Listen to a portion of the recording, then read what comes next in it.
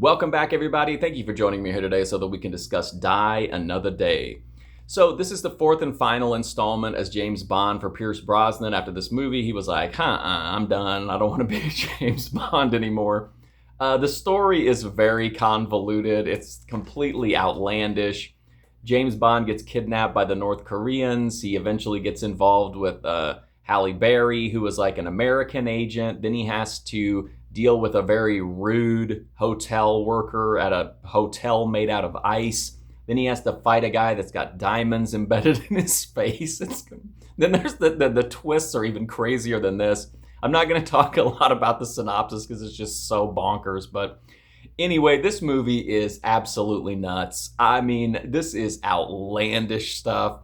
You can see why the franchise kind of like did a pivot after this because it's so crazy. But I actually, believe it or not, I don't think this is a good movie by traditional standards, but man, what a ride. Absolutely nuts.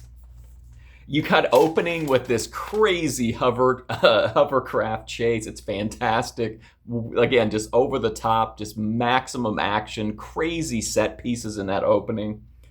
Then we get into the opening credits and the song. Absolute, just awful. Just terrible song, terrible credits. It looks like something you would see on like an indie movie on Tubi. It's that bad, the opening credits and song are.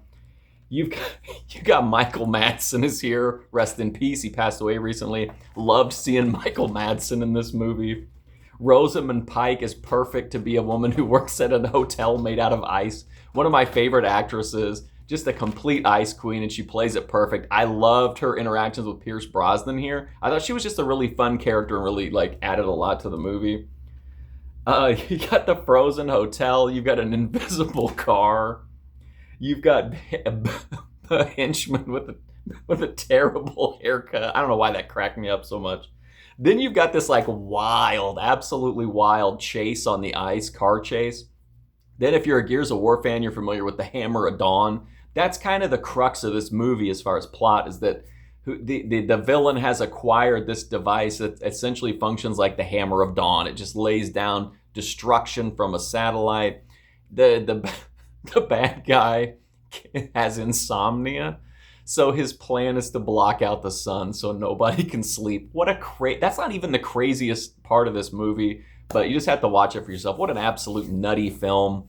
I loved it. I think it's hilarious. I think it's outlandish. Do I think it's a great James Bond movie? No. But do I think it's like insane? Yes. And super fun and chaotic? Absolutely. So I had fun with this one, so I would recommend it. But I completely understand if you're like, man, this is too bananas or too silly or whatever. But I had a good time with it just because I appreciate like big budget, polished B movies. And that's what you have here, down to some absolutely just, you can't believe how bad some of these special effects are. But again, I think as far as a fun B movie, Die Another Day is a lot of fun. That's my review for Die Another Day. Pierce Brosnan's swan song as James Bond. But thank you so much for watching this review. I do greatly appreciate it. And Mark Fusion will be back soon to review more James Bond movies. But hopefully I'll see you soon.